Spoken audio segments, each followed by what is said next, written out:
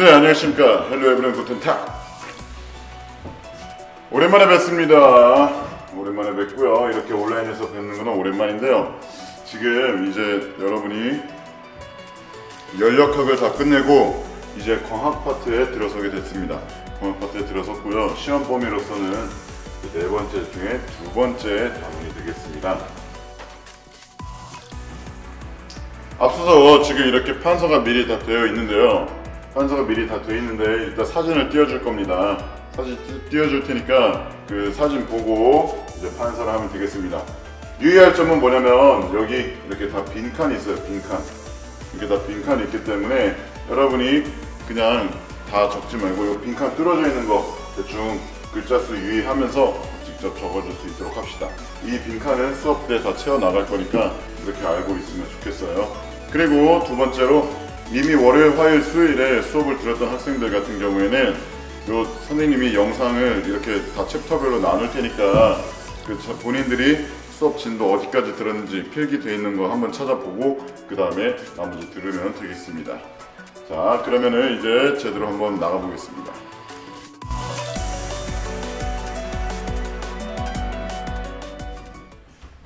네, 첫 번째로 이제 나올 것은 바로 136쪽에 빛이 가진 물리적 성질과 이중성입니다. 네, 빛이 가진 물리적 성질이 우리가 어떻게 되는지 먼저 볼 겁니다. 빛의 물리적 성질, 그리고 빛의 이중성, 요것들에 대해서 우리가 볼 거예요. 이것들에 대해서 볼 건데 미리 앞서서 말을 하면 빛이 어떻게 가느냐, 빛의 경로, 그리고 빛이 어떻게 전달되는지, 이게 바로 이제 물리적인 성질이겠죠. 이게 이제 한 단어를 어떻게 요약하면 좋을까 싶어서 여러분이 알만한 어떤 그런 단어로 쉽게 표현하고자 하다가 나온 게 바로 광선입니다. 광선. 그래서 예를 들어서 우리 눈에 저 사과가 어떻게 보이는지 이렇게 볼 거고요. 아니면은 또 두 번째로 색깔입니다. 색깔. 색. 이렇게 색이 있는데 이 색 같은 경우에는 그 빨간색 사과냐 아니면 초록색 사과냐, 이거를 이 사과의 색깔을 우리 눈이 어떻게 인식을 하느냐, 이런 거를 바탕으로 이제 두 가지로 분류를 해서 나누게 될 것입니다. 그래서 보면은 여기에도 나와 있지만 광선색, 광선색, 광선색, 그리고 이후에도 토마스 영이라든지 또 뭐 이게 뒷부분에도 계속 광선과 색으로 나누어서 사람들이 이 빛에 대해서 어떻게 연구했는지 알아보도록 하겠습니다. 그래서 이 광선과 색에 대해서 이 두 가지 카테고리로 나눈다는 점 유의하면서 들어줬으면 좋겠습니다.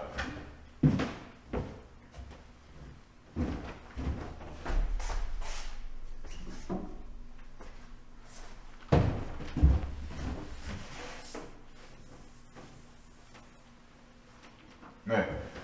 그러면 책 이제 136쪽에 주제 열기 먼저 보도록 할게요. 단원 열기입니다. 네. 요거 이제 구분선이 각각 선생님이 준 학습지에 있는 챕터 나눈 그 구분선이고요. 먼저 고대부터 보도록 하겠습니다. 이 고대 시대에는 여러분이 뭐 영화나 어디 TV 매체에서 봤었던 것처럼 빛을 매우 다양한 상징으로서 삼았습니다. 여러분이 알 법한 거는 뭐냐면 어떤 신비롭거나 매우 대단한 존재가 나타났을 때 빛이 뒤에서 이렇게 후광을 비춰주는, 사람에게 후광을 비춰주는 묘사가 있습니다. 여러분, 신 같은 존재가 나타났을 때 뒤에서 어둠을 깔아주나요? 아니면 보통 뒤에서 빛을 깔아주나요? 그쵸? 빛을 깔아주게 됩니다. 왜냐하면은 빛은 그만큼 신비롭고 어떤 대단한 그런 묘사로서 나타냈기 때문이에요. 이게 옛날부터 계속 이어져 왔던 거죠. 이런 식으로 빛은 다양한 상징을 가지고 있었습니다. 옛날부터 다양한 상징을 가지고 있었는데, 이렇다 보니까 고대 철학자들은 이 빛이 어떻게 생겼고 왜 이렇게 움직이는지, 어떻게 우리가 빛을 보게 되고 빛은 어떻게 달라지게 되는지, 이러한 빛의 성질을 규명하는 것을 매우 중요하게 생각을 했습니다. 앞에서 우리가 열에 대해서 배웠을 때는 열 같은 경우에는 우리가 눈에 보이지 않아요. 눈에 보이지 않고 단지 피부로만 열이 있다는 것을 느낄 수가 있었습니다. 그리고 어떻게 보면 열도 우리가 당시에 있었던 것은 불 아니면 햇빛에 의한 열밖에 없었기 때문에 우리가 다 빛으로부터 열을 받았다고 생각을 했었던 거예요. 그러다 보니까 열 같은 경우에는 막 딱히 중요시하지 않았, 물론 중요시하긴 했지만 빛만큼 중요하지는 않았었다라는 것을 우리가 알 수 있었습니다. 그래서 어이구야, 요 빛 같은 거, 이제 빛의 다양한 상징을 가지고 있었다. 다양한 상징, 요 정도는 알아둘 필요가 있겠어요. 그래서 요 두 가지로 또 나눴는데, 바로 첫 번째로 아까 얘기했던 광선입니다. 광선. 이 광선에 대해서는 우리가 어떻게 얘기를 했었냐면은, 옛날에는 물체에서 직접 뭐 사과를 우리가 본다고 칩시다. 빨간색 사과가 있을 때 이 사과를 우리가 어떻게 보냐라는 질문에 대해서 어떠한 혹자들은 이렇게 얘기를 했다고 합니다. 물체에서 빛이 나와가지고 눈으로 전달된다. 물체에서 직접 빨간색 빛이 나와서 우리 눈으로 전달된다라고 생각을 했었대요. 그 반면에 다른 사람들은 반대로 눈에서 빛이 나와서 그 사과를 우리가 인식할 수 있는 것이다. 마치 슈퍼맨처럼 눈에서 빛이 나오고 이게 스캔을 하는 거죠. 스캐너처럼요.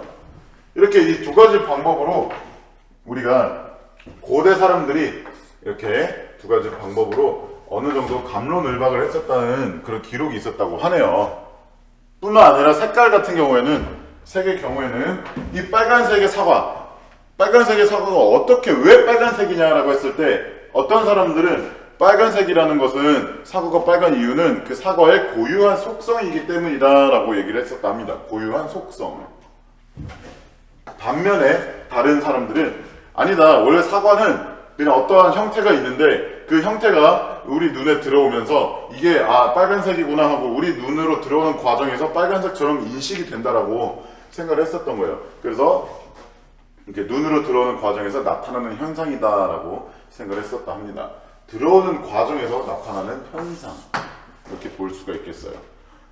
결론은 참된 지식을 얻는 것은, 왜 참된 지식 갑자기 나오냐? 고대 철학자들, 우리가 어렸을 때가 아니라 지난 학기에 자연 철학자들에 대해서 배웠습니다. 그래서 자연 철학자들이 얘기했었던 것처럼 참된 지식을 얻는 것은 바로 빛에 대한 정확한 이해를 먼저 해야, 이 세계는 다 빛으로서 둘러싸여 있으니까 이 빛에 대한 정확한 이해가 먼저 우선시 되어야 한다고 생각을 해서 이렇게 빛의 성질 규명을 매우 중요시했다는 거고요. 그러다 보니까 이렇게 광선과 색 두 가지 영역으로 나누어서 사람들이 생각을 했었다고 볼 수가 있겠어요. 그래서 이게 얼마나, 바로 1000년 동안 논쟁이 있었다고 합니다. 1000년 동안 논쟁이 있었다. 이렇게 볼 수가 있겠죠. 이게 바로 고대 시대에 빛을 어떻게 이제 생각을 했는지 우리가 간단하게 한번 알아봤습니다. 그래서 이제 옆에 137쪽으로 넘어오는데요. 바로 광학 연구의 시작입니다. 위에 세 분의 과학자가 나오는데 신경 쓸 거 없이 우리는 중요한 거 딱 두 가지만 보도록 하겠습니다. 이 두 가지만 보도록 할 건데요. 첫 번째는 마찬가지로 광선에 대해서, 즉 빛이 어떻게 움직이느냐에 따라 물리적 성질에 대해서 바라볼 건데, 우리가 지난 학기에 배웠었던 헬레니즘 시대의 과학자들이 나옵니다. 바로 유클리드와 프톨레마이오스예요. 프톨레마이오스는 영어로 프톨레미라고 쓰는데 너무 길어가지고 선생님이 프톨레미라고 그냥 영어식 발음으로 적어놨다는 점 알아줬으면 하겠습니다. 그래서 유클리드와 프톨레마이오스가 이제 빛에 대해서 막 연구를 하기 시작해요. 빛에 대해서 연구를 하기 시작하다가 이제 이븐 알하이삼이라는 사람이 나옵니다. 이븐 알하이삼은 별명이 광학의 아버지라고 했을 정도로 매우 유명했던 사람인데요. 이 사람은 바로 사진의 원리를 이제 밝혀낸 사람이기도 해요. 그래서 여러분 바늘구멍 사진기 초등학교 때 배웠을런지는 모르겠지만 이렇게 박스가 있으면 여기다가 구멍을 뚫어요. 이렇게 조그마한 구멍을 뚫고 여기 스크린을 깝니다. 스크린 뒤에다가 이렇게 거름 종이를 붙였겠죠. 하면은 이 바깥에 풍경이 있을 때 이 풍경이 이렇게 들어와서 거꾸로 이 스크린에 상이 맺혀서 우리가 바라볼 수 있다라는 것을 배웠었습니다. 이에 관해서는 137쪽에 아래에 그림으로 나와 있으니까 그림 15-1번 한번 바라봤으면 좋겠습니다. 그래서 이븐 알하이삼의 사진의 원리 이후에 기하광학으로 발전했다 하는데요. 기하광학이 뭐냐? 선생님 기하광학이 뭐예요? 여러분 기하학이라고 들어봤나요? 바로 수학 시간에 삼각형 하면은 직선으로 이렇게 세모를 그리죠. 그리고 또 함수다 하면은 어떤 좌표 평면에다가 이렇게 함수를 그려요. 이런 식으로 기하는 뭐냐면은 바로 어떤 이 가상의 평면에다가 우리가 점과 선으로 도형을 나타내는 그런 학문이 바로 기하학이었습니다. 이게 바로 유클리드가 제대로 이렇게 했었던 학자였죠. 그래서 우리가 중학교 2학년 때 나왔었던 것처럼 어떤 볼록 렌즈가 있을 때 빛이 평행하게 이렇게 입사해요. 그러면 어떻게 될까에 대해서 빛이 모여요 했었던 게 기억이 났으면 좋겠습니다. 이렇게 빛이 모여요. 하지만 우리 눈에는 빛이 보입니까? 빛이 모여요. 이렇게 가려서 미안합니다. 이렇게 하는데 이게 빛이 우리 눈에 안 보이죠.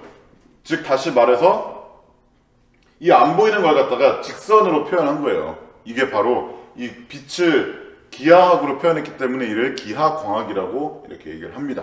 이 점 알아두고요. 그래서 기하광학으로 발전했다.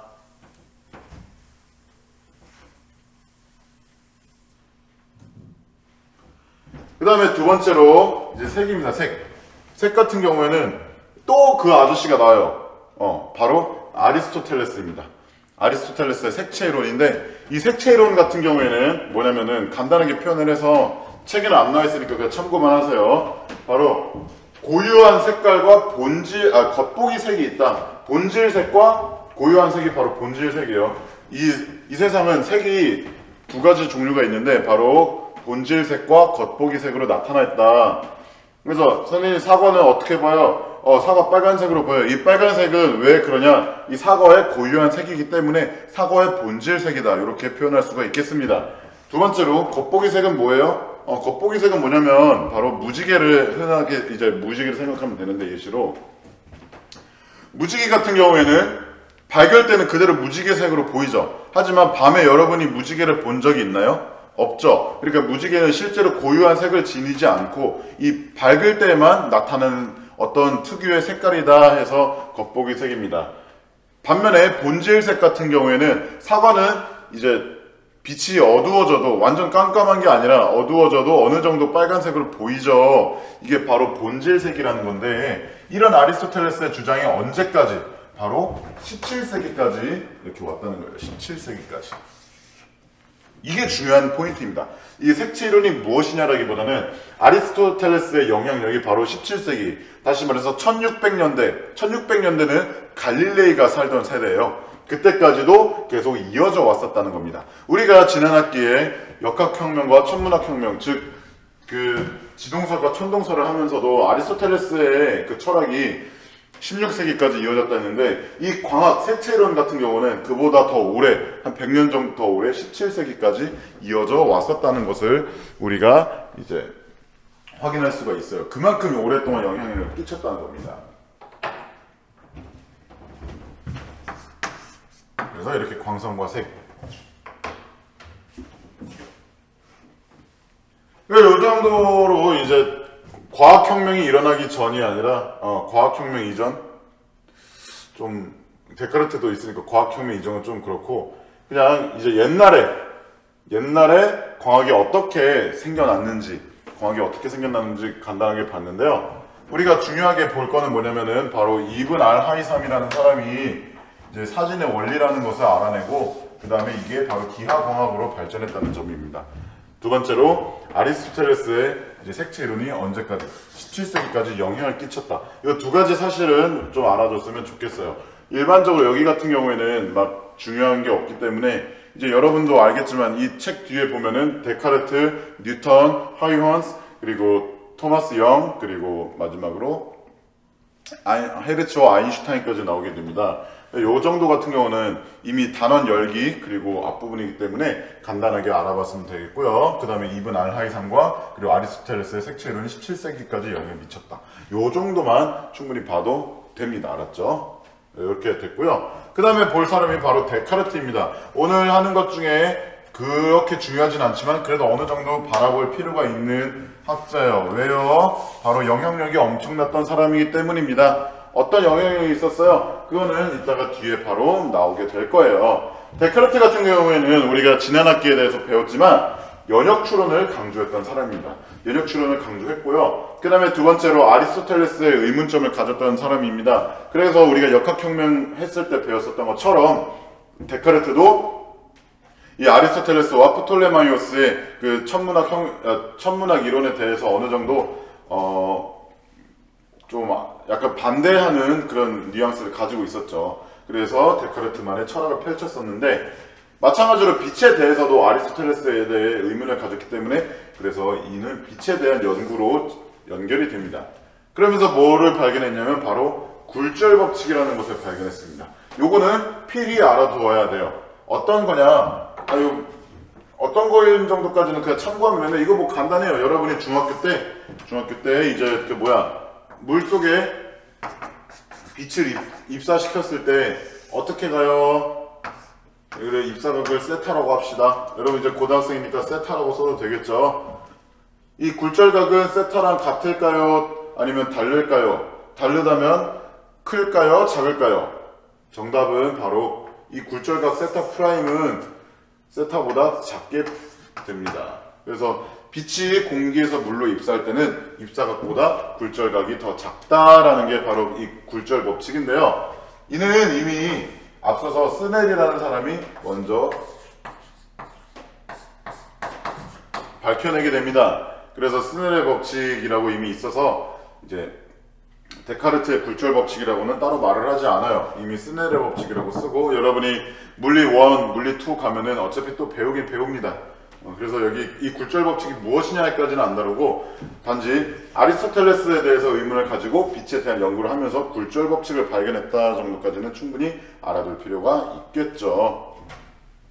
뿐만 아닙니다. 데카르트도 마찬가지로 광선과 색에 대해서 이렇게 분류를 해서 따로 같이 연구를 했었는데, 우리가 바라볼 것은 바로 이 첫 번째로 광선입니다. 광선인데요. 일단 빛의 경로인데, 이 데카르트는 뭐라고 얘기했었냐면은, 빛도 물체에 나와서 우리 눈에 들어온다. 여기 앞에서 나왔었죠. 요거를 지지했습니다. 근데 다른 점이 있어요. 여기 비어있는데, 이게 바로 뭐냐면, 이 물체가, 빛이 물체에서 나와서 눈으로 들어오는 그 사이에 뭐가 있냐? 바로 에테르라는 것이 있습니다. 에테르라는 것이 있고요. 이게 뭐냐 하면은 미지의 매질입니다. 미지의 매질이에요. 선생님이 수업 시간에 연력학 하면서 계속 미지의 입자, 미지의 뭐시기, 미지의 하면은, 미지의가 나오면 틀린 거라 했나요? 맞는 거라 했나요? 네, 틀린 거라고 했습니다. 그래서 미지의 매질인데, 물론 이때는 틀린 줄 몰랐겠지. 에테르라는 게 뭐냐면, 당시 데카르트 같은 경우에는 우리가 지난 학기 화학 파트 하면서 배웠었던 라부아지에라든지 돌턴, 아보가드로의 그 연구로 인해서 이 공기는 그냥 아무것도 없는 게 아니라 어떤 산소, 질소와 같은 여러 가지 기체들로 가득 차 있고, 이 기체는 특별한 각각의 원자들이 모여있는 분자로 이루어져 있다. 이런 걸 배웠었는데, 그것보다 앞선 사람이에요. 앞선 세대의 사람이에요. 그래서 당시에 공기가 이게 뭘로 채워져 있는지 몰랐어요. 근데 이렇게 보면 바람도 나잖아, 그지? 그래서 이게 바로 에테르 아니냐 이렇게 얘기를 했었던 겁니다. 그래서 선생님, 근데 매질이 뭐예요? 매질은 뭐냐면은, 빛은 소리와 같이 이렇게 전파가 되잖아요. 전파가 우리 눈에 보이지가 않잖아요. 근데 이게 전달이 돼야 된단 말이야. 힘은 우리가 전달을 하기 위해서는 물체와 물체끼리 이렇게 부딪히죠. 마찬가지로 빛도 이렇게 물체와 물체끼리 부딪히면서 전달이 돼야 된다고 데카르트는 생각을 했었는데, 당시에 이 매질, 이게 앞에 안 보이니까, 앞에 뭐가 있는지 모르니까 에테르라는 어떤 미지의 매질이 있음으로써 이 미지의 매질을 거쳐서 눈에 들어온다고 생각을 했었던 거예요. 그래서 이 미지의 매질, 에테르 같은 경우에는 매우 중요하니까 요거는 꼭 꼭 알아뒀으면 좋겠습니다. 알겠죠? 아이고. 오늘 하는 걸로 첫 번째 중요한 겁니다. 그래서 이러한 과정을 이제 기계적인 현상이라고 얘기를 했었는데, 데카르트는 기계론이라는 어떤 그런 철학을 가지고 있었기 때문에 이렇게 얘기를 한 겁니다. 기계론에 대해서는 페이지 77쪽에 나와 있는데, 쉽게 말해서 우리 인간이 먹는 소화기관에서도 이렇게 기계로, 이렇게 어떤 기계장치로 이루어져 있는 사파가 있어요. 그거 참고하면 되겠고요. 두 번째로 색깔입니다. 색깔. 요 색인데요. 여기도 마찬가지로 빈칸이 있습니다. 이 빈칸에 대해서는 뭐냐면 매질. 여기서 에테르라고만 하면 안 돼요. 왜냐하면은 빛이 아까 얘기했던 것처럼 물속으로 들어가죠. 물속에는 뭐가 있어요? 물에는 물이 있습니다. 그래서 이 수중에서의 매질은 당연히 물이 되겠죠. 그렇기 때문에 이런 걸 다 포함해서 합쳐서 매질이라고 하는 겁니다. 알았죠? 그래서 에테르에 뭐가 달라 이렇게 쓰면 안 돼요. 만약에 이걸 물어본다 할 때. 매질에 뭐가 다르냐? 바로 회전 속도가 다르다라고 얘기를 했습니다. 매질이 회전한다고? 이게 뭔 소리지? 하는 친구들은 77쪽에 가서 오른쪽 면에 이렇게 소용돌이 치는 그 그림을 한번 보세요. 당시에 데카르트는 어떤 생각을 했었냐면 이 공기나 이런 물들의 이런 분자들은 각각 무작위로 이렇게 회전을 한다고 생각을 했었습니다. 이렇게 회전을 한다고 생각을 했었는데 마찬가지로 매질 역시 회전을 하는데 이 회전 속도가 각각 달라서 빛이 이러한 매질을 통과했을 때 이 회전 속도에 따라서 여러 가지 색이 보인다고 이제 얘기를 했었던 거예요. 여러 가지 색이 보인다. 그래서 이거 알아야 돼요. 매질의 속도가 빠르면 무슨 색이냐면 빨간색입니다. 느리면 무슨 색이냐면 파란색이에요.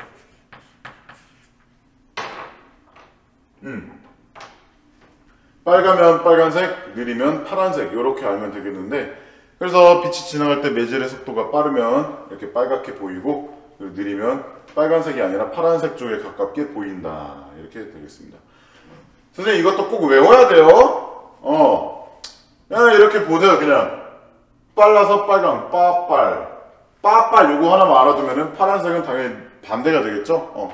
이렇게만 알아도 충분하니까 빠빨 요 정도만 간단하게 한두 번 이렇게 가다 보면은 나중에 이 회전 속도 얘기가 나왔을 때 빠빨 바로 나오면 되겠습니다. 그래서 이렇게 데카르트까지도 알아봤습니다. 이후에 이제 과학혁명 시대가 찾아옵니다. 17세기인데요. 처음에 이 뉴턴이 과학혁명을 매듭짓기 전에 누구의 영향을 받았냐 하면은 바로 갈릴레이의 영향을 받았습니다. 정확히 말하면 갈릴레이가 먼저 포문을 열고 그 다음에 뉴턴이 마감을 했죠. 물론 이에 대해서는 역학에 대해 한정해서 역학혁명에 한해서 얘기를 하는 겁니다. 물론 데카르트가 앞서 있긴 해요. 철학적으로. 하지만 갈릴레이가 지금의 어떤 역학 법칙과 비슷하게 나아갔기 때문에 이렇게 얘기를 하는데 우리는 그걸 바라볼 게 아니라 바로 천문학 파트에서 갈릴레이가 뭘 발명했어요? 네, 바로 망원경을 발명했어요. 망원경뿐만 아니라 렌즈를 갈고 닦으면서 뭐 이제 안경 이런 것도 만들어보고 여러 가지를 만들었었는데 이 17세기에 갈릴레이가 여러 가지 광학기기를 만들면서 다양한 광학기기가 발달하게 됩니다. 그러면서 광학이론이 발전하게 돼요. 이를 바탕으로 이제 다음 뉴턴으로 가보도록 하겠습니다.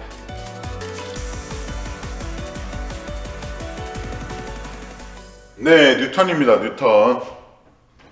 이게 지금 교탁이 좀 좁아서 이렇게 하면 제대로 보일지는 모르겠지만 아이고 초점을 좀 맞춰보고 여기 가운데 비워놨어요. 여기는 이제 설명하려고 계속 그림 그리려고 비워놨습니다. 자, 이제 뉴턴입니다. 뉴턴은 오늘 하는 오늘이라기보다는 이 광학 파트에서 두 번째로 중요한 사람입니다. 두 번째로 중요하고요. 이 프린트 첫 번째 쪽 3쪽에서는 제일로 중요한 사람입니다. 그래서 충분히 알아둘 필요가 있어요.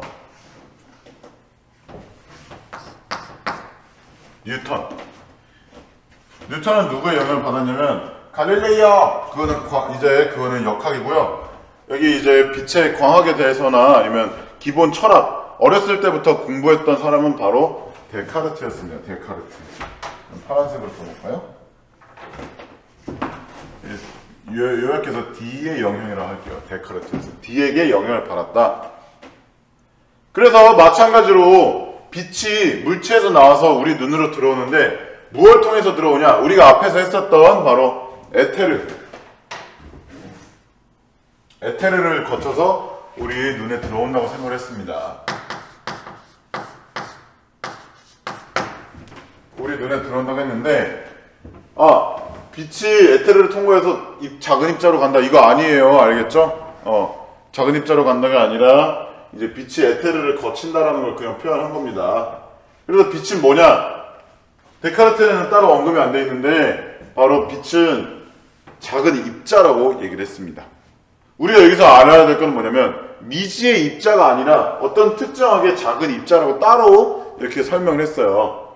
왜 그럴까요? 바로 실제로 맞는 말이기 때문입니다. 얘는 개소리가 아니에요. 실제로 뉴턴도 이것을 증명하기 위해서, 뉴턴은 원래 수학 좋아했죠. 그리고 실험도 좋아했습니다. 만능 엔터테인먼트였어요, 과학 입장에서는. 그래서 이거를 증명하기 위해서 노력했었다는 거, 이것도 좀 알아줬으면 좋겠고요. 그 와중에 중요한 거는 바로 빛은 입자로 구성되어 있다, 이 정도는 알아야 합니다. 그래서 이 빛 같은 경우에는 서로 다른 뭘로 이루어져 있냐면 바로 입자로 이루어져 있다 입니다. 서로 다른 크기의 입자로 구성된다. 계속 노란색 칠 나오고 있어요. 그만큼 중요하다는 얘기인데, 이게 여기서 알아볼 건 뭐냐면 그 입자가 다 똑같은 크기가 아니라 서로 다른 크기의 입자라는 겁니다. 여러분이 지난번에 중간고사 때 배웠겠지만 물체의 운동량 같은 걸 봤을 때, 자, 질량이 다르면 물체의 운동이 같나요? 다르나요? 다르게 나타나죠. 뭐 예를 들어서 운동량 같은 경우도 물체의 질량이 무거울수록 운동량이 더 커지죠. 마찬가지로 똑같은 밀도일 때 결국에는 서로 다른 크기라면 질량이 다르다는 얘기로 보이거든요. 제가 봤을 때는. 그러니까 다른 크기니까 당연히 이 입자의 운동도 다르게 나타날 것이다, 이렇게 생각을 했었겠죠. 이를 어디에 얘기를 하냐? 바로 광학이라는 책에서 얘기를 합니다. 광학. 책 이름이 광학이에요. 이 책은 우리가 지난번에 배웠던 프린키피아보다 앞서서 나왔었던 책입니다. 그래서 이거는 책 이름 정도는 꼭 알아야겠죠. 책 나오면 선생님이 항상 강조하는 거 잊지 말고요. 그래서 이 입자의 크기에 따라서 뭐가 다르냐 하면 바로 뭐겠어요? 색이 다르다, 이렇게 보면 되겠습니다. 그래서 이 뉴턴은 앞에서 했었던 것처럼 광선과 색으로 나누지 않고요. 일반적으로 이 하나의 실험이 종합적으로 표현되기 때문에 그냥 하나로 퉁쳤습니다. 리트 하이언스도 마찬가지예요. 그래서 이제 이 빛에 관한 실험하는데 여러 가지가 있지만 우리가 바라볼 것은 가장 간단한 하나, 바로 프리즘으로 이제 빛을 분산시켰다가 다시 모아서 백색광을 만드는 그 실험입니다. 여러분 학습지, 제가 나눠준 학습지에는 그림이 그려져 있을 것이에요. 바로 보면은 이렇게 프리즘이 있을 때 백색광, 즉 햇빛이 이렇게 들어오면은 어떻게 됩니까? 굴절되면서 분산이 일어나요. 다 중학교 때 배웠으니까 간단하게 넘어갈게요. 이렇게 분산이 일어나는데 이거를 다시 프리즘에다가 넣습니다. 이때 여기에 무슨 색이에요? 빨간색이죠. 밑에는 보라색입니다.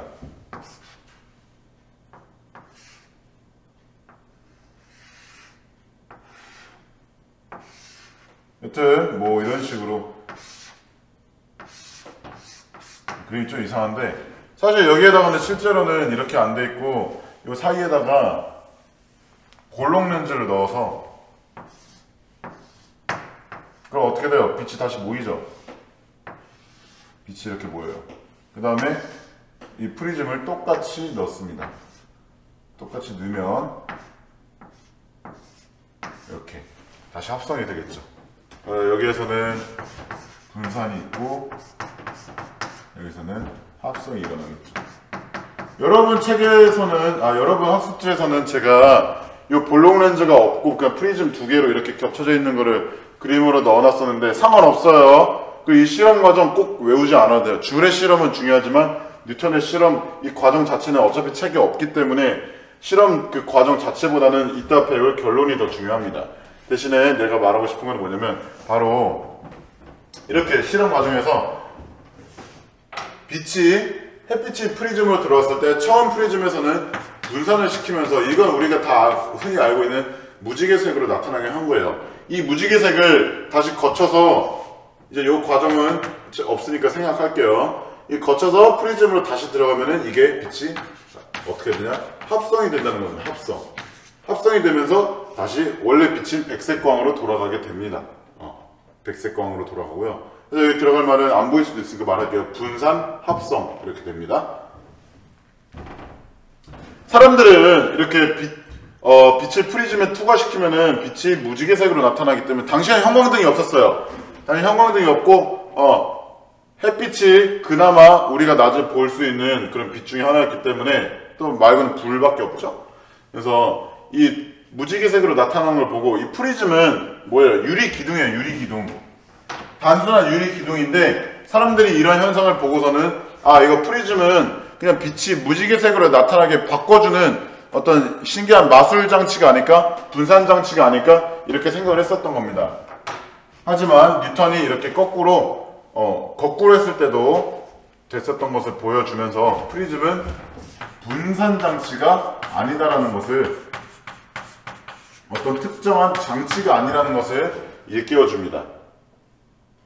그래서 나타난 의의는 뭐냐면, 햇빛은, 백색광은 원래부터 좀 길게 써야죠.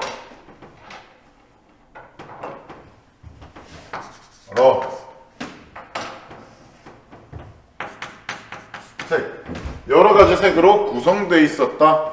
이렇게 바라볼 수가 있겠습니다.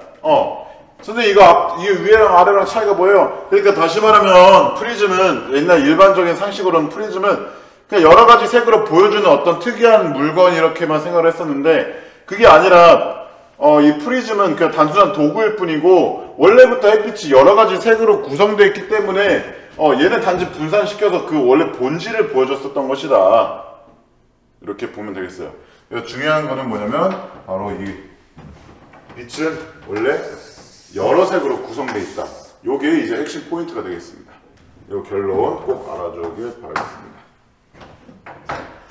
하지만 한계점도 있어요. 한계점도 있는데, 이게 뭐냐면 여러 가지 다 설명을 합니다. 입자로서 거울에 빛이 들어와요. 어떻게 돼요? 다시 반사가 되죠? 이렇게 반사를 설명을 합니다.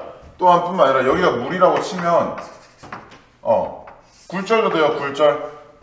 반사랑 굴절 다 설명을 합니다. 근데 하나는 뭘 설명을 못하면 회절에 대해서 설명을 못해요. 회절뿐만 아니라 이제 파동성을 가지는 어떤 그런 파동으로 설명할 수 있는 부분에 대해서 입자로 설명을 못해요. 왜냐면 파동을 설명할 수 있다는 것 자체가 파동만이 설명할 수 있는 거거든. 하지만 뉴턴은 뭘로 얘기를 했죠? 입자로 얘기를 했습니다. 입자. 그렇기 때문에 파동이었을 때만 설명 가능한 현상들을 설명하지 못했어요. 그 예시가 바로 얇은 막입니다. 여러분 비눗방울이라든지 아니면은 어떤 이런 얇은 홈 같은 길 패여 있는 곳에 기름 떨어져 있는 거 본 친구들이 있을지 모르겠지만, 이게 어떻게 나타나요? 다 무지개색으로 이렇게 보인다고요. 이 부분에 대해서는 이미 책에 나와 있습니다. 책에 138쪽에 나와 있으니까 참고할 수 있기를 바라고요. 이렇게 무지개색으로 나타나는 것에 대해서, 무지개색, 즉 무지개골인데,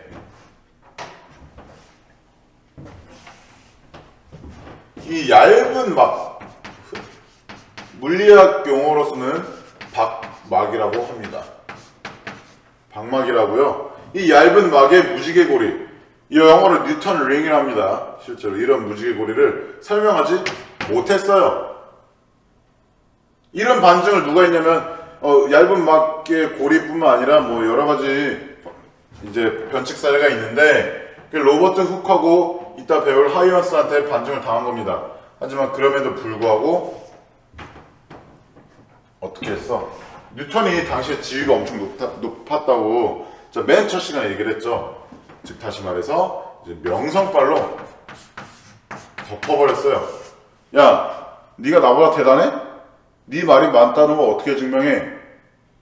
내가 지금은 증명 못하지만 내가 이만큼 뛰어난 사람이기 때문에 이게 내 말은 언젠가 내 후대 사람들이 증명해 줄 거야. 이런 식으로 명성으로 그냥 덮어버렸어요. 그래서 이 한계점이 두 가지가 있죠. 얇은 막의 무지개고리를 설명하지 못했던 것, 이게 제일 중요하긴 해요. 그리고 두 번째로 이런 설명 못했던 것을 명성빨로 그냥 덮었다는 겁니다. 그래서 뉴턴은 이렇게 끝났고요. 뉴턴이 입자로 주장했었다면은 입자로 주장했었다면 이제 파동으로 주장한 사람, 아까 반대가 파동이라고 했죠? 파동으로 주장한 사람이 나타납니다. 그게 바로 훅과 하이언스인데요. 우리가 좀 여기서 중요시하게 바라볼 친구는, 친구라고 하면 좀 그렇죠? 아저씨는 바로 하이언스가 되겠습니다. 먼저 훅부터 보겠습니다. 훅은 빛이 뭐라 생각했냐면 바로 파동이라고 생각을 했습니다. 파동. 아까 입자의 반대였죠? 여러분 생각을 해봅시다. 물줄기랑 물줄기랑 서로 만나면 어떻게 돼요? 부딪히죠. 즉 다시 말해서 입자라면은 이렇게 크로스 했을 때 서로 부딪혀서 튕겨 나와야 돼요. 근데 빛은 어때요? 여러분 레이저 크로스 시키면 여기서 부딪혀서 빛이 다른 데로 튕겨 나갑니까? 아니죠. 다시 말해서 크로스해도 충돌이 없어요. 충돌이 없다는 것을 근거로 해서 빛은 파동이라고 주장을 했었던 겁니다. 로버트 훅이요. 로버트 훅은 우리가 생물학 파트 할 때도 배웠었고, 세포를 관측한 사람, 또 이제 그 물리 파트에도 나오긴 합니다. 요 정도, 이건 간단하게 뭐 보기 정도라는 나올 정도의 중요성을 가지고 있어요. 어느 정도 중요하긴 하지만 그냥 단순하게 바로 보면 되겠습니다. 두 번째로 이제 하이언스입니다. 하이언스인데요. 요선을 좀 제대로 볼 필요가 있어요. 하이언스 같은 경우에는 아버지의 친구가 데카르트였다고 해요. 데카르트한테 이제 과외도 받았을 정도로 친했다고 합니다. 그러다 보니까 뉴턴과 마찬가지로 둘이 동시대 사람이에요. 하이언스랑 뉴턴이랑. 데카르트에게 영향을 받았다고 합니다. 그냥 뭐 알아두세요. 뿐만 아니라 하이언스는 천문학 쪽에도 일가견이 있었는데 그 중에 하나가 바로 토성고리 관측이래요. 이게 책에 언급되어 있기는 한데 모르겠어. 만약에 시험에 나온다면 이 토성고리 관측보다는 요 빛에 대한 얘기가 더 많이 나오지 않을까요? 토성고리를 관측해서 빛의 속도가 유한하다는 것을 알게 되었다고 하는데 거기에 대한 근거 자료가 따로 마땅치가 않아서 저는 패스하도록 하겠습니다. 단지 그냥 토성고리를 관측했다 요 정도는 그냥 여러 번 쓱쓱쓱 읽어보면서 지나치는 정도로서라도 어느 정도 알아뒀으면 좋겠고요. 일단 중요한 거는 데카르트의 영향을 받았기 때문에 하이언스도 마찬가지로 빛이 에테르를 매질로 해서 나아간다고 생각을 했어요. 에테르는 어때요? 데카르트로부터 시작해서 뉴턴과 하이언스에서도 계속 나옵니다. 하지만 뉴턴과 다른 것은 뭐냐면 바로 빛은 작은 입자가 아니라 훅과 마찬가지로 파동으로 이루어져 있다라고 생각을 했었던 겁니다. 파동. 이에 대한 근거로 아까 얘기했었던 빛의 직진은 물론 입자로도 설명이 가능해요. 마찬가지로 직진뿐만 아니라 아까 얘기했던 굴절과 반사 모두 이제 파동으로 설명이 가능했습니다. 쌤, 아까 근데 빛으로 이미 뉴턴 때 다 했던 거 아니에요? 맞아요. 근데 여기서 특이점이 있습니다. 일단 먼저 볼게요.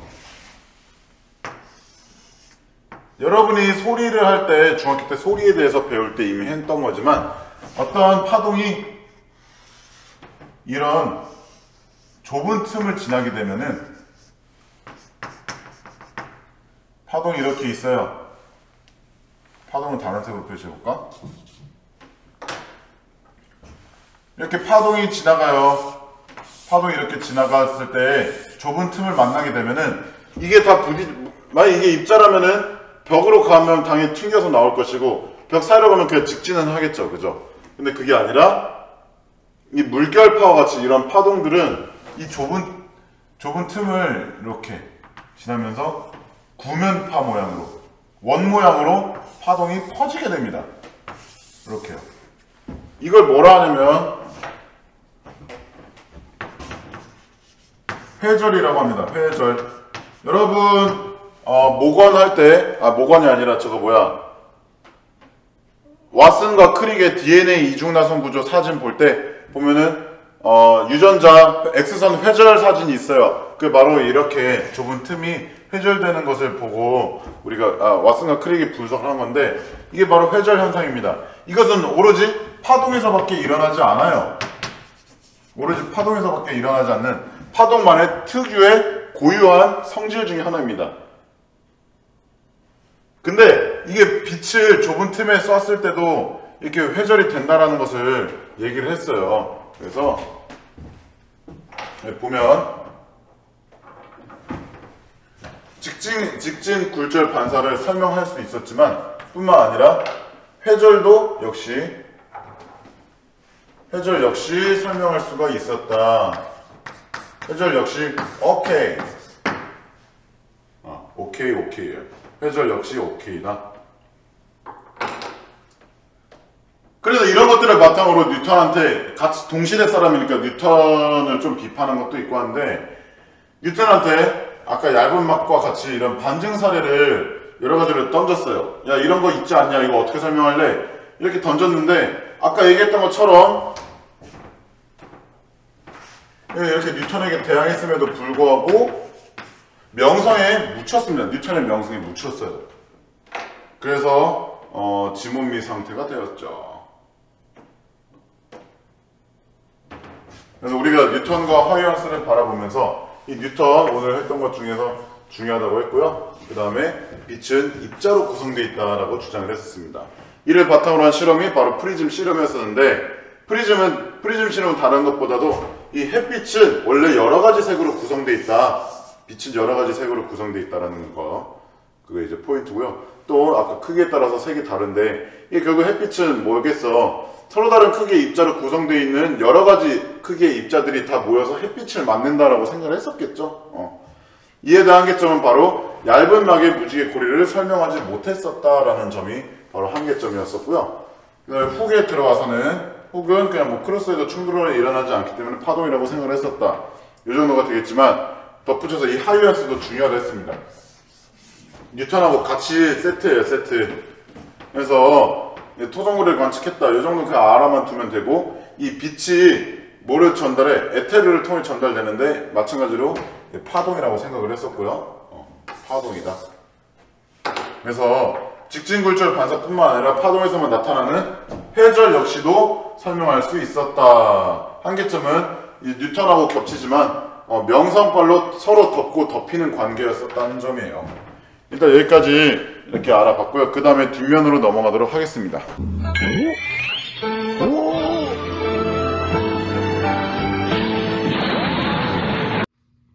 자, 그러면 이제 이 뒷장을 보도록 하겠습니다. 뒷장인데요. 이렇게 이제 뉴턴과 크게 입자설을 대표로 하는 뉴턴이 있었고요. 그 다음에 파동설을 대표로 하는 주자 하이언스가 있었습니다. 뉴턴이 이제 입자설을 주장했으나 그럼에도 불구하고 입자설로 설명할 수가 없는 반증 사례, 변칙 사례들이 하이언스를 비롯한 여러 파동설을 지지하는 학자들한테 나왔지만, 그럼에도 불구하고 명성에 이제 묻혀가지고 파동설이 결국은 제대로 비비지를 못했어요. 하지만 그럼에도 불구하고 여러 과학자들은 파동이 맞는데 이러면서 본인의 이제 신념을 확고히 하면서 파동성에 대해서 연구를 했던 과학자들이 몇 명 있었습니다. 그 중 한 명이 바로 지금 나올 토마스 영이에요. 토마스 영은 이 광학 파트 전체에서 가장 중요한 사람입니다. 마치 줄과 같은 사람이죠. 그래서 이 토마스 영에 대해서는 제대로 알고, 이 토마스 영의 실험까지, 마치 줄이 했던 것처럼 토마스 영이 했었던 실험과 연구했던 것들, 그리고 결론, 한계점은 따로 없어요. 더군다나. 모든 것들을 다 외워야 돼요. 알겠죠? 토마스 영만큼은 적어도 다 외우자. 이렇게 갈 수 있도록 하겠습니다. 여튼 이렇게 그 파동성에 대해서 계속 조금씩 가다가 이제 뉴턴이 몇 세기 사람이었죠? 1687년도에 프린키피아를 냈으니까 17세기 말에 있었던 사람이에요. 즉 그로부터 약 100년쯤 뒤에 19세기, 18세기 말 19세기 초에 이제 토마스 영이라는 사람이 나옵니다. 여기부터 다시 가도록 하겠습니다.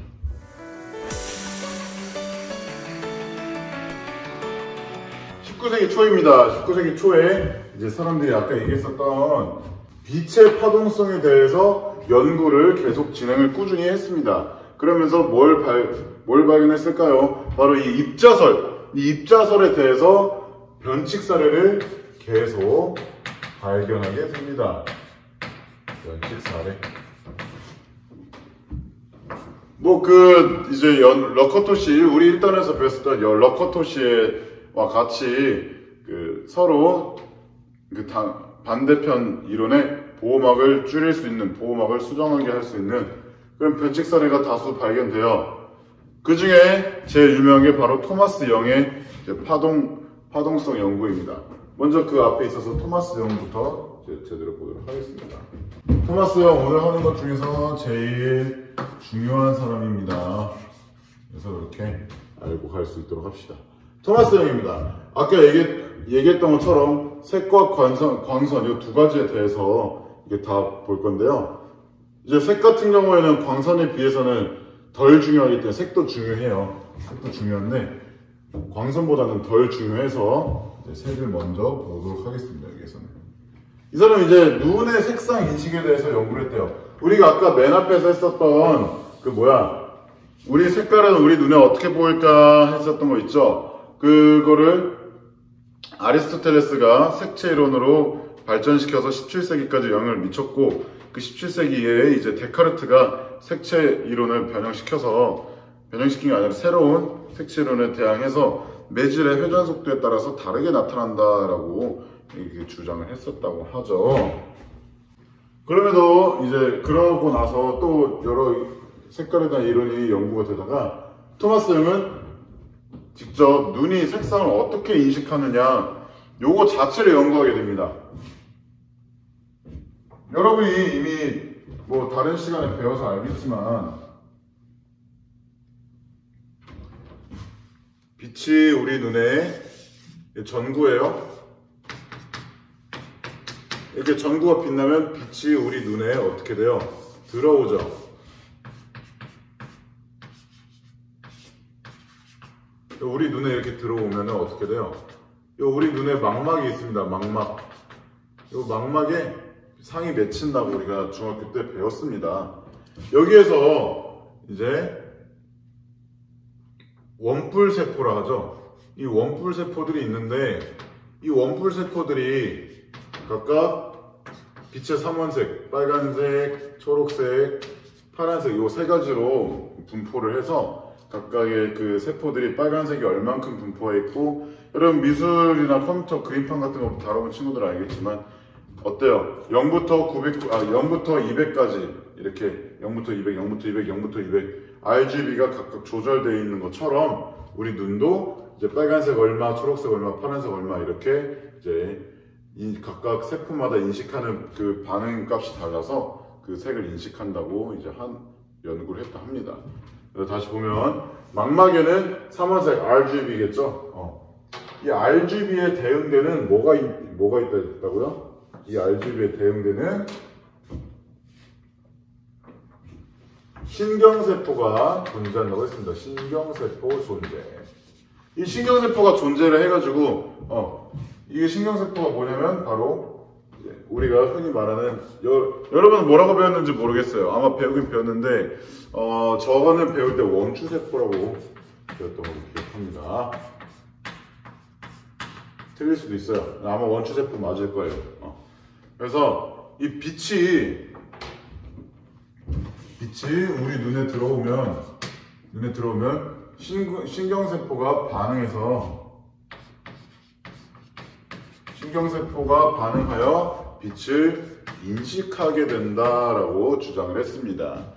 이게 어떻게 보면은 우리가 지금 현재 우리가 배우고 있는 우리 인간이 빛을 인식하는 방법에 매우 근접하다고 볼 수가 있겠죠. 그래서 이렇게 색을 인식하는 데 있어서 신경세포가 반응했다. 이게 이제 중요한 포인트가 되겠습니다. 신경세포의 반응. 이렇게 볼 수가 있어요. 이 눈이 어떻게 색상을 인식하는지에 대한 연구를 이렇게 진행했다고 볼 수가 있겠습니다. 자, 두 번째로 이게 매우 중요하죠. 바로 광선입니다. 광선. 빛의 뭐에 대한 연구래요. 아까 선생님이 방금 언급했지만 바로 파동성에 관한 연구였습니다. 파동성. 빛의 파동성에 관한 연구예요. 먼저 이런 연구를 하게 된 배경을 먼저 보도록 하겠습니다. 배경은 뭐냐면 작은 물체에 그림자가 나타나는데,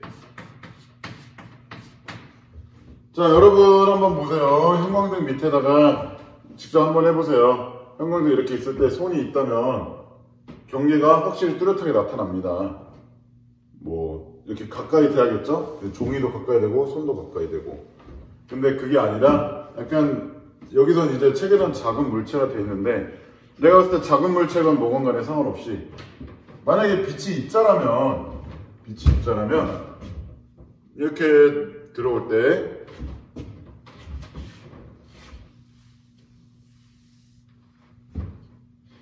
어떤 물체가 이렇게 있다고 생각을 해봅시다. 여기 스크린에서 그림자가 어떻게 해줘야 돼요? 이 빛이 지나가는 이 지점 위로만 생기고 여기에는 그림자가 이렇게 정확히 딱딱딱딱 생겨야 되죠. 그죠? 근데 그게 아니라 이 그림자 범위 약간 바깥에도 정확한 경계가 이렇게 딱 나타나는 게 아니라 바로 흰색이 다 부러졌네요.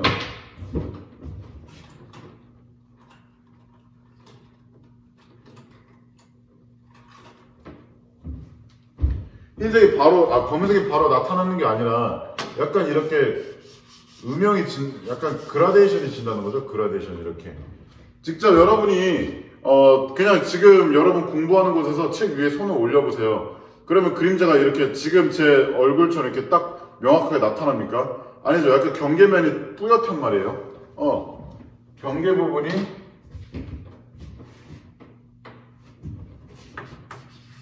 흐림. 경계 부분이 흐렸다는 거예요. 이거를 뉴턴이 입자설로 주장했음에도 불구하고, 입자설이면 이렇게 이 윗부분 이렇게 여기가 흐려지면 안 되거든. 근데 뉴턴은 이유를 설명하지 못했어요. 앞에서 얘기했던 여러 가지 변칙 사례 중에 하나죠. 그래서 이제 0이 이건 뭐냐, 입자가 아니라 파동이기 때문에 그러지 않을까라고 생각을 해서 뉴턴이 설명하지 못했던 것을 파동성이라고, 이제 빛이 파동이기 때문에 이렇게 되는 거 아닐까라고 생각을 해보고 실제로 빛이 파동이 아닌가에 대한 실험을 했던 거예요. 이게 바로 배경이 됩니다. 이것은 결국 파동밖에 설명이 안 되기 때문에 뭐 자꾸 다 떨어져 이거. 아유. 그래서 이게 이제 파동성이라는 것을 주장하기 위해서 빛의 파동성을 확인하기 위해 실험을 진행하게 됩니다. 그 실험은 이름하여 이중슬릿 실험이라고 되겠습니다. 여기서 말하는 슬릿은 뭐냐면 틈이에요. 틈. 이 좁은 틈을 슬릿이라고 합니다. 그래서 옆에 보면은 책에 그림이 있어요. 선생님이 웬만한 반을 레이저 가지고 실험을 해서 보여줬는데, 여기다가 이제 실험 결과 사진도 이따 나중에 같이 첨부를 해서 보여주도록 하겠습니다. 실험 방법은 매우 간단합니다. 실험 방법은, 이거 지웠네. 이렇게 빛이 들어오잖아요. 전구 빛이 들어오면, 저는 레이저로 보여줬는데, 레이저 같은 경우는 이제 기술이 발달하니까 좁게 딱 빛을 한 곳에 모을 수 있었는데, 옛날에는 그 일직선 빛을 제대로 못하니까 어떻게 했냐, 이걸 좁은 틈에다가 먼저 이게 투과를 시켰어요. 그럼 뭐가 일어난다 했죠? 빛도 회절되니까 회절이 이렇게 일어난다. 회절이 이렇게 일어나는데, 여기에다가 틈을 이중 슬릿, 즉 이중으로 된 틈을 이렇게 둡니다. 이중으로 된 틈을 이렇게 배치를 하는데요.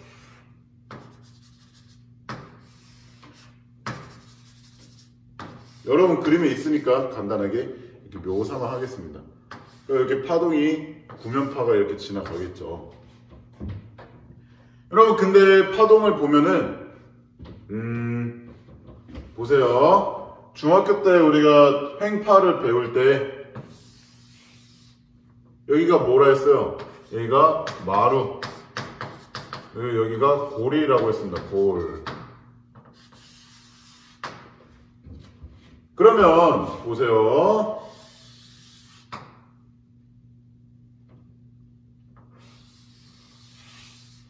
1번하고 2번하고 합쳤어요. 똑같은 파동이죠. 그때 마루랑 마루랑 합쳐지면은 진폭이 어떻게 됩니까? 진폭이 똑같았을 때라고 가정하면 2배가 되겠죠. 즉 다시 말해서 마루랑 마루랑 합치면 진폭이 더 커지고, 골이랑 골이랑 합치면 진폭이 더 커지고, 반대로 이게 아니라 뒤집힌 파동 모양이라면 이런 모양이랑 어때요? 마루랑 고리랑 합쳐지죠? 마루랑 고리랑 합쳐지면 약간 돌릴까? 마루랑 고리랑 합쳐지면 어떻게 돼요? 플러스, 진폭 플러스에다가 진폭 마이너스가 되니까 결국 빵 해서 이렇게 그냥 쭉 됩니다. 즉 진폭과 진폭이 서로 다른 파동이 둘이 만나면 그 진폭의 높이만큼이 합쳐져요. 얘는 플러스고 얘는 마이너스니까 당연히 0이 될 것이고 약간 달라. 만약에 진폭이 조금만 낮으면은 이때는 진폭이 약해지겠죠. 이렇게. 이거 우리가 중학교 때 다 배웠던 거예요. 이렇게 서로 파동과 파동이 만났을 때 진폭이 합쳐지는 현상을, 그러니까 합쳐진 파동의 진폭이 그 합쳐지기 전 두 진폭의 합과 같다. 이렇게 두 파동이 만났을 때 이렇게 파동이 변화하는 것을 바로 서로 간섭한다. 이 두 파동이 서로 간섭한다 해서 바로 파동의 간섭 현상이라고 합니다. 우리가 아까 회절 배웠었던 것처럼 간섭 현상도 마찬가지로 파동에서만 나타나는 현상이에요. 즉 파동 특유의 현상이죠. 이거를 활용하게 되는데요. 어떻게 활용하냐면, 자, 여기다가 이제 스크린을 배치를 해볼게요. 이렇게 스크린을 배치하면 이제부터 마루는 빨간색으로 두고요. 골은 파란색으로 두겠습니다. 처음에 마루가 나왔다 해볼게요. 어차피 똑같은 파동이 똑같이 틈에다가 이거 중간이 이렇게 중앙이 일치한다면 똑같이 입사했기 때문에 여기에서 나오는 회절 파동은 각각 다 똑같은 파동이 될 거예요. 처음에는 이렇게 둘 다 마루가 나올 것이고요. 그 다음에는 둘 다 골이 나타나겠죠. 횡파니까. 아우 진짜. 그래서 골이 이렇게 나타난다. 그 다음에는 다시 마루가 나타나겠죠. 마루가 나타납니다. 그 다음에는 또 골이 나타나겠죠.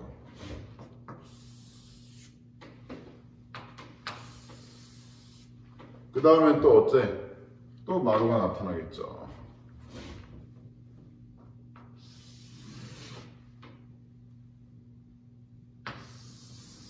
그 다음에는 또 골이 나타나겠죠. 여기까지만 할까? 이제 너무 그리기 힘든데.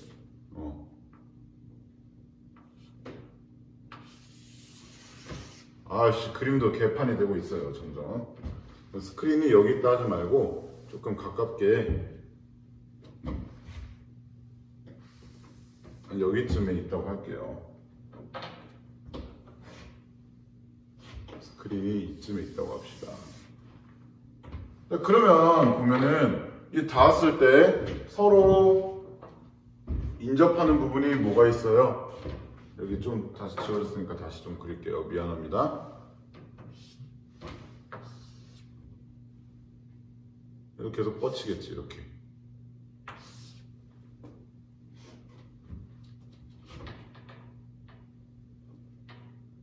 여기도 마찬가지로 이렇게 계속 뻗치겠죠.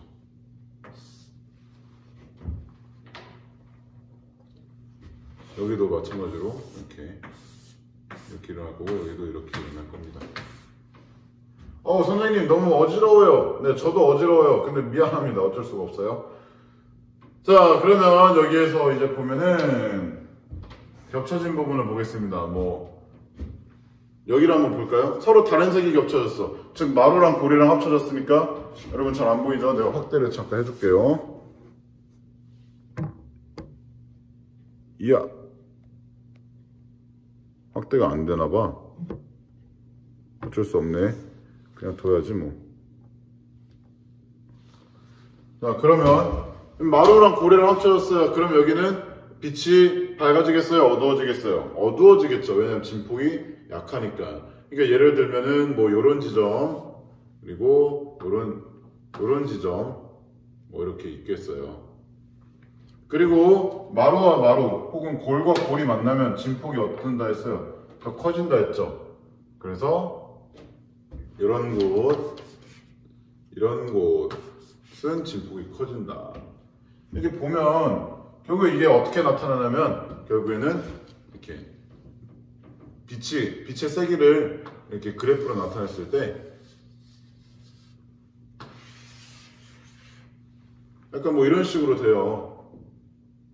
잘못 그렸네.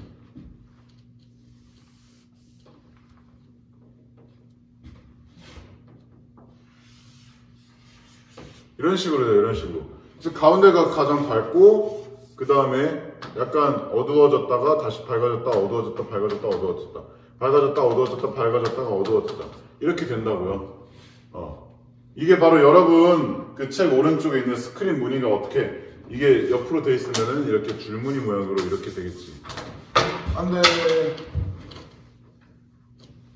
오늘 분필들이 많이 사망하네요. 6반 친구들이 그러더라고. 맨날 제가 분필 떨어뜨려가지고 다 교단이 더러워진다 하네요. 강단이. 미안합니다. 진짜 어제 그저께는 좀 분필을 덜 떨어뜨렸는데 오늘 온라인 수업하면서 많이 떨어뜨리네요. 떨어졌으니까 요거 그리기가 좀 쉬워졌네. 얘 이 칠판은 꺼끌꺼끌하지 않아서 이게 잘 안되네. 하여튼 이렇게 책에 학습지 옆에 나있는 것이 이렇게 됩니다. 이게 실험 과정인데 다시 학습지 필기하는 걸로 돌아와서 이렇게 이중순위 실험은 빛이 서로 어디를 통과하냐면 바로 첫 번째 이 틈을 통과하게 되죠. 이 틈을 통과하고 이 틈을 통과한 빛이 회절된 빛이죠. 이 회절되면서 회절된 빛이 두 번째 이중 틈으로 이렇게 통과가 됐었어요. 여기가 이제 이중 틈이죠. 이중 틈을 통과를 하면은 스크린 무늬가 나왔습니다. 스크린 무늬가 어떻게 됐다고요? 바로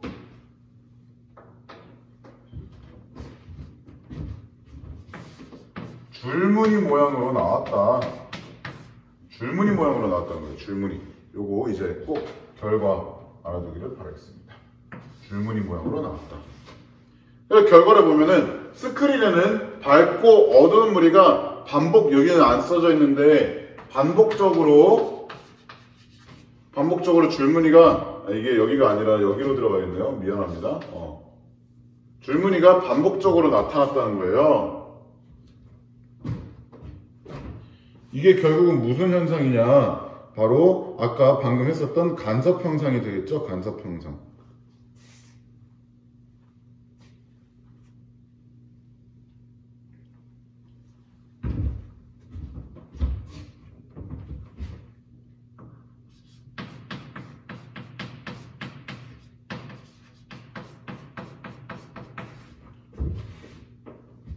근데 아까 얘기했던 것처럼 이 간섭 현상은 어디에서만 나타난다고 했죠? 바로 파동에서만 나타난다고 했습니다. 파동에서만 나타나는 것은 즉 이 간섭 현상은 어디에서만 볼 수 있냐면 소리는 우리가 볼 수가 없잖아, 그지? 그래서 일반적으로 물결파에서만 볼 수가 있어요. 물결파에서만 볼 수 있는데 사실 여기 스크린 무늬에 줄무늬 말고 간섭 무늬라고 적어도 상관없습니다. 여기도 적을게요. 간섭 무늬.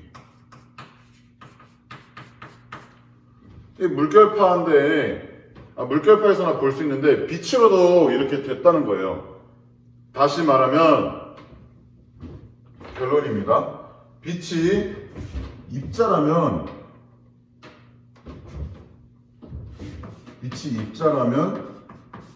간섭 무늬는 생기지 않습니다. 즉 다시 말해서 빛은 뭐다? 입자가 아니라 파동이라는 것을 증명한 실험이죠. 빛이 입자라면 당연히 여기다가 빛을 통과시켰을 때 빛이 이렇게 가다가 어떻게 되겠어요? 막혀서 그냥 끝나겠죠. 쌤, 그걸 위에서는요? 위에서 이렇게 간다 한들 이렇게 가서 요 전체가 다 빛이라 해봅시다. 그 요 두 줄무늬만 이렇게 가가지고 어떻게 되겠어? 여기만 빛나야죠, 여기만. 근데 그게 아니라 이렇게 줄무늬가 이 전체로 퍼져서 나간다는 것 자체가 빛이 파동임을 증명한다는 것이죠. 이렇게 해서 어떻게 되냐면 결론은 드디어 파동설이 이기게 됩니다. 파동 윈. 요 뒷부분은 여기는 요 마지막 요 다 끝나고 맨 마지막 밑에 한 걸음 더해요. 파동이 드디어 이기게 됩니다. 뉴턴의 명성 이런 게 사라졌어요. 왜냐하면 변칙 사례가 다수 발견되면서 여기 이제 다시 볼게요. 변칙 사례가 다수 발견되면서 입자설이 점점점 지위가 약해졌어요. 그랬을 때 바로 토마스 영의 이중 슬릿 실험, 이 이중 슬릿 실험을 통해서 이 스크린 무늬가 줄무늬, 즉 간섭무늬라는 것을 알 수 있게 되었고요. 즉 이 간섭무늬는 뭐야? 바로 물결파, 즉 파동에서만 나타나는 것이기 때문에 빛은 입자가 아니다. 빛이 입자라면 간섭무늬가 나타나지 않고 파동이기 때문에 파동이 이겼다라는 겁니다. 입자설이었을 때 설명할 수 있었던 반사, 굴절, 회절, 반사, 굴절, 직진 이런 것들은 파동으로도 이미 다 설명이 가능했었고, 뿐만 아니라 입자설로 설명하지 못했었던 그 무지개 고리라든지 얇은 막이 무지개 고리라든지 아니면 이런 것들 그림자의 경계 부분이 흐린 것들, 이것도 다 간섭 현상이거든요. 결국에 이런 것들은 다 파동으로 다 설명이 되잖아. 그러니까 이제 파동이 이길 수밖에 없다는 거예요. 뉴턴도 이미 죽은 지 100년이 지났고, 그래서 파동이 이겼다는 겁니다.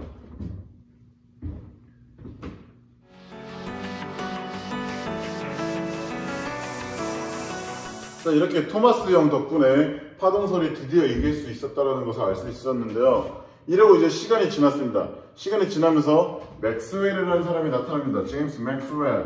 지금은 중요하지 않아요. 맥스웰은 어차피 이거 다 공학 끝나고 다음 주에 할 그 전자기 파트에 나옵니다. 그때 이제 맥스웰이라는 사람이 빛도 전자기파의 일부라고 주장을 했습니다. 밝혀낸 거예요. 정확히 말하면 전자기파의 일부다. 빛도 전자기파의 일부다. 선생님, 근데 전자기파가 뭐예요? 전자기파는 뭐냐면, 자, 일단 글만 선생님이 맨날 좋아하는 글을 먼저 한번 해석을 해봅시다. 자, 전자기 뭐예요? 전기와 자기를 얘기하는 겁니다. 즉 전기랑 자석에 의한 그 기운, 자기. 근데 뒤에 뭐가 붙었어요? 파가 붙었죠. 파는 물결파자를 써서 이제 파동이라는 겁니다. 즉 전기와 자기에 의해 만들어지는 파동을 바로 전자기파라고 해요. 이것의 특징은 뭐냐면 그림에도 이제 여러분이 세 번째 종이 세 번째 그림 이제 전자기 파트에 있는 그림을 보면은 알겠지만 전기장이 만들어지면서 자 자기장을 먼저 해볼까요? 여러분은 자기장 먼저 배웠으니까 자기장이 이렇게 변하면서 이렇게 움직인다 생각해 봅시다. 자기장이 변하면 뭐가 생긴다 했죠? 바로 전기장이 만들어진다 했어요. 그래서 전자기유도에 대해서 했었는데 이거랑 똑같아요. 자기장에 의해 만들어진 파동이 이렇게 생기면 이 파동이 생길 때마다 같이 전기장이 이렇게 생깁니다. 여기 뒤로 들어가는 거예요.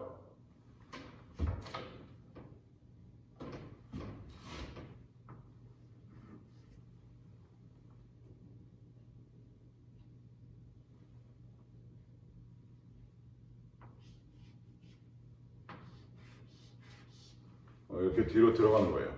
그래가지고 전기장이랑 자기장은 서로 이렇게 되면서 서로 상호 보완하면서 앞으로 나아가는 게 바로 전자기파입니다. 이렇게 전기장과 자기장이 교대로 전파되면서 뭐가 전달되냐면 바로 빛 에너지가 전달된다고 했어요. 이에 대한 이런 전자기파의 예시는 뭐가 있냐면 여러분이 다 이미 통합과학 시간이나 중학교 과학 시간에 배웠던 겁니다. 바로 적외선, 가시광선, 자외선, X선, 감마선, 전파, 라디오파 다 이런 것들이에요. 마이크로파 이런 것들. 근데 우리가 여기서 계속 말했던 이런 빛들은 다 뭐예요? 바로 우리가 직접 눈으로 볼 수 있는 볼 시자, 가능할 가자, 보는 게 가능한 광선이다 해서 바로 이 가시광선이 우리가 계속 했던 거죠. 즉 우리가 흔히 말했던 이 빛은 이런 전자기파의 일종이었을 뿐이고 이 전자기파는 즉 전기장과 자기장이 교대로 전파되면서 나아간다는 거였습니다. 즉 그럼 파동이라는 건가요? 볼게요. 근데 그럼에도 불구하고 헤르츠라는 사람이 나타났는데 헤르츠 우리 진동 소리 배울 때 중학교 때 소리 배울 때 몇 헤르츠 배웠죠. 그때 바로 그 헤르츠라는 사람이 바로 소리나 이런 거에 대해서 연구를 했었는데 뿐만 아니라 뭘 연구를 했냐면 바로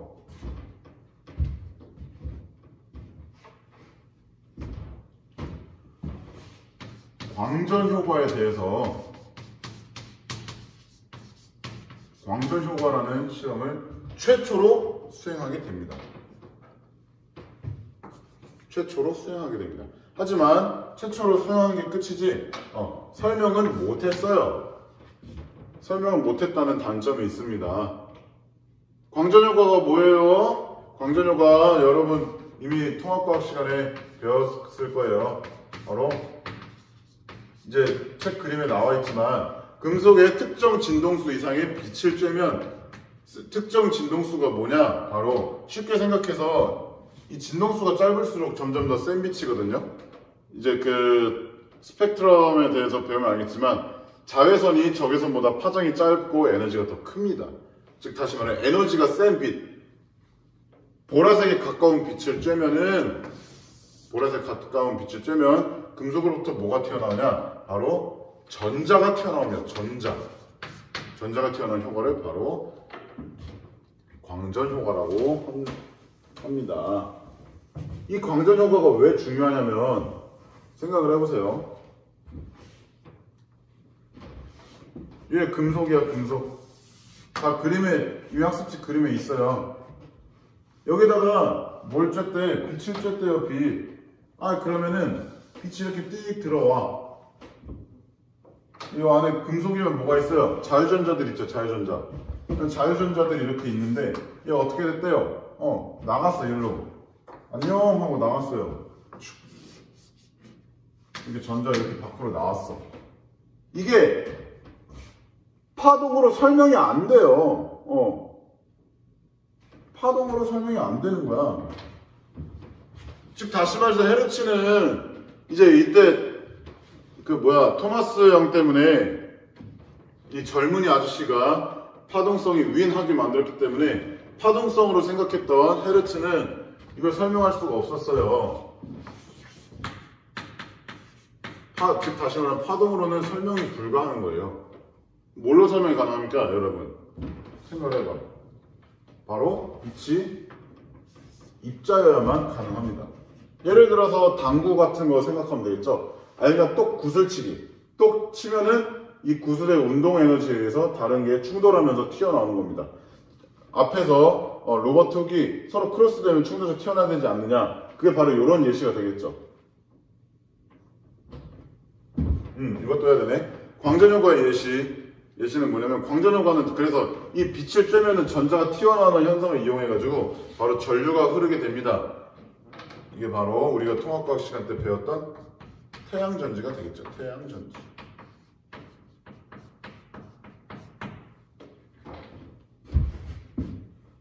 근데 이 헤르츠는 파동 때문에 설명 못하고 그냥 끝났어요. 이걸 누가 설명했어요? 바로 아인슈타인이라는 사람이 설명을 했습니다. 아인슈타인이라는 사람이 설명을 했는데 바로 아인슈타인은 빛을 뭐라고 생각했냐면 입자라고 생각을 했습니다. 입자. 빛을 입자라고 생각을 해서 광전효과를 해석을 했습니다. 입자로서 광전효과를 해석하게 된 거예요. 그래서 이 아인슈타인이 꼭 알아둘 수 있도록 하고요. 아인슈타인은 현대물리학 맨 마지막부터 현대물리학에서 제대로 다룰 것이기 때문에 이 정도만 해도 됩니다. 그래서 노벨상은 상대성 이론으로 받은 게 아니라 바로 이 광전 효과를 입자로서 설명하게 된 거예요. 이걸로써 노벨상을 받게 된 겁니다. 그래서 나온 결론이 뭐예요? 나온 결론은 뭐냐면 빛은 그래서 뉴턴과 아인슈타인이 얘기했던 입자성과 파동성을 둘 다 가지고 있다는 겁니다. 이게 바로 빛의 이중성입니다. 이중적 특징을 가지고 있다. 결국은 뭐야? 이거냐 저거냐 A냐 B냐 하는 게 아니라 입자성과 파동성 둘 다 갖고 있는, 즉 둘 다 썼어요. 그래서 광량자가 뭐예요? 흔히 말하면 광자예요. 광자. 그러니까 이 빛을 입자로 생각했다. 그 입자 이름이 뭐냐? 광량자. 이렇게 하면 되겠어요. 이거에 대해서는 대학교 때 이제 물리학을 전공을 하면은 배우게 됩니다. 물리 2에서도 뒤에 나오는구나. 하여튼 양자역학 해야 나오는 거니까 이렇게만 하도록 넘어갈게요. 쌤, 근데 빛이 입자성과 파동성을 둘 다 가지고 있으면은 여기에서는 왜 파동으로 설명이 안 되고 아까 토마스 형 이중 슬릿에서는 그러면 이중 슬릿이 제일 예시가 들기 좋은데 그 이중 슬릿은 이렇게 틈 지나갈 때 왜 그러면은 빛이 이렇게 안 되고 줄무늬로 나타났던 거예요? 라고 이렇게 물어볼 수가 있는데요. 그거는 바로 동시에 이 효과가 나타나지 않는다는 거예요. 이 입자성과 파동성은 동시에 나타나지 않습니다. 어쩔 때 나타나면 서로 다른 조건에서 각각 다르게 나타나는 거예요. 이거는 하이젠베르크의 불확정성 원리를 알아야 되는데 그건 뒤에 잠깐 간단하게 나오고 또 여러분이 물리학 2 가면은 제대로 배울 것이기 때문에 여기서 광학 파트에서는 제대로 안 다룰 거예요. 근데 쉽게 얘기하면은 이거예요. 이 좁은 틈의 조건, 여기에서 빛이 뚫고 지나갈 때는 입자성이 아니라 이제 파동성의 특징을 가진다. 또 다른 예로 금속과 부딪힐 때는 빛이 파동성을 띠지 않고 입자성을 가진다. 이런 식으로 그냥 지 멋대로 이 둘 중에 하나가 나타나는 거예요, 결국에는. 그래서 책에 나와 있는 것처럼 브레그라는 사람이 이렇게 얘기했습니다. 빛은 마치 요일과 같다 하면서 월요일, 수요일, 금요일에는 입자성을 띠고 화요일, 목요일, 토요일에는 파동성을 띈다. 그리고 일요일에는 둘 다 나타나지 않는다. 뭐 이런 드립을 칩니다. 그래서 이런 브레그의 요일 드립 같은 거 하나 생각해 두면은 브레그의 요일 드립 같은 거 생각해 두면 이 동시에 나타나지 않고 각각 어떤 특정한 조건을 만족했을 때만 둘 중에 하나가 나타난다라는 것을 이제 알 수가 있겠죠. 그래서 보면은 이렇게 빛도 전자기파 일부다. 요거 같은 경우에는 뭐 그냥 간단하게 보기 하나 정도 나올 정도의 그냥 어떤 그런 간단한 것이었고요. 이 네 번째 파트에서는 요게 제일 중요해요. 이 헤르츠와 아인슈타인을 통해서 이거 빛이 입자라는 거고 입자의 성질도 결국은 가지고 있었다는 것을 증명했고 왜냐면 파동으로는 얘는 증명을 못했었던 거거든요. 마치 토마스 영의 실험처럼 토마스 영은 입자로는 증명이 되지 않고 파동으로만 나타낼 수 있었던 실험이고요. 반대로 광전 효과는 파동으로는 설명하지 못하고 입자로만 설명이 됐었던 것이었습니다. 그래서 결국엔 뭐냐? 입자성과 파동을 둘 다 지니는 이중성이 있다는 것이었습니다. 한 걸음 더 마지막으로 잠깐 간단하게 볼게요. 한 걸음 더 있는 것들은 여튼 양자역학을 배워야만 알 수 있는 것들이기 때문에 간단하게만 보고 넘어가겠습니다. 드브로이라는 사람이 이것도 한 걸음 정도 시험에 나오기 때문에 한번 읽어볼 필요는 있어요. 이 드브로이라는 사람이 이렇게 생각을 했어요. 빛이 입자라고? 근데 빛은 입자성과 파동성 둘 다 가진다며. 근데 빛은 결국 입자야? 다시 말하면 모든 입자들은 파동성을 가지고 있지 않을까? 이렇게 생각을 한 겁니다.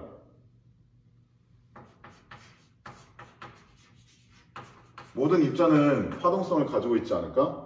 그래서 나온 게 뭐냐면 바로 여기에선 노란색을 쓰지 않을게요. 굳이 중요한 거긴 해요. 물질파라는 겁니다. 이 드브로이 물질파는 물리학에서 계속 중요하게 다뤄지기 때문에 한 3번 정도는 읽어주세요. 시험 전에 알겠죠? 이 드브로이 물질파는 입자가 갖는 어떤 성질, 바로 파동의 성질을 바로 물질파라고 얘기를 하는 겁니다. 하지만 공교롭게도 이 물질파는 그러면은 우리 몸도 계속 파동이 일어나나요? 일어나요. 하지만 매우 작아가지고 우리가 확인을 할 수가 없습니다. 확인 불가능해요. 불가능. 즉 확인이 안 돼.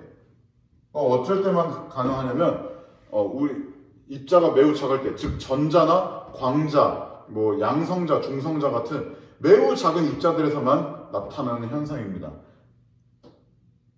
다시 말하면 이 물질의 파동성은 결국 입자의 크기가 작을수록 잘 나타나는데, 그래서 어디에 활용되냐면 STM 전자 터널 현미경에서 나타난다고 합니다.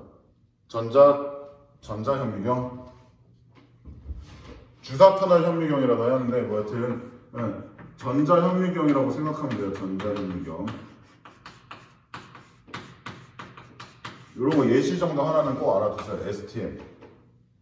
이런 걸로도 뭐 한 문제 만들 수 있겠지. 여튼 이렇게 우리가 광학을 봤는데요. 결국은 뭐냐, 이랬다가 저랬다가 왔다 갔다 하는 게 아니라 파동성과 입자성 둘 다 가지고 있었다는 겁니다. 그래서 중요한 건 뭐냐면 처음에는 뉴턴, 옛날에 근대 시대에는 뉴턴과 하이언스가 입자성과 파동성을 가지고 서로 이렇게 오고 가고 했었는데, 그 당시에는 파동성이 어느 정도 우세해 보였지만 뉴턴의 그 명성에 의해서 눌렸었다는 점, 이거 참고를 하시길 바라고요. 그다음에 두 번째로 19세기 넘어와서 바로 토마스 영이라는 사람이 나와가지고, 토마스 영이 이 파동이 죽었던 파동 위상을 엄청 높여놓습니다. 왜냐면 입자성이 이제 이 변칙 사회를 증명할 수가 없었거든요. 근데 이 상태에서 아인슈타인이라는 사람이 광전 효과라는 아까 이 실험을 통해서 빛의 입자성을 확 증명을 해요. 파동으로 증명하지 못하는 거를. 결국에는 이로써 나온 결론이 바로 빛은 입자성과 파동성을 둘 다 가지고 있었다. 그래서 빛의 이중성이 되겠습니다.